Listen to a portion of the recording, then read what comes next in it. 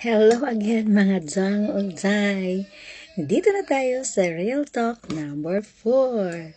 Kilala niyo ba yung balimbing? Minsan, prutas at kadalasan kaibigan mo. Alam niyo ba, yung mga taong balimbing, sila yung didikit ng didikit sa'yo kapag meron silang kailangan o meron silang gustong makuha sa'yo. Yung kung saan sila makabenepisyo, doon sila didikit. Parang mga linta ang mga yan. Tapos, pupuri-purihin ka. Kung feeling ni, kukuhanin nila yung loob mo, kumbaga loyal sa inyo.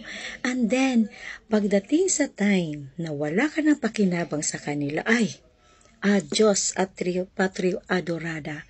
Andun na naman sila sa kabila kumakapit. At para maging close din sila sa kabila, kumukuha sila ng impormasyon sa'yo, sisiraan kanila para meron din silang topic sa kabila at doon na naman siya sisip-sip na hindi dugo.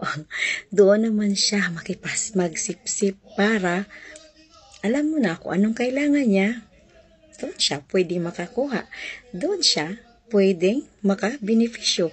Yun ang mga taong balimbing. Wow! Thank you!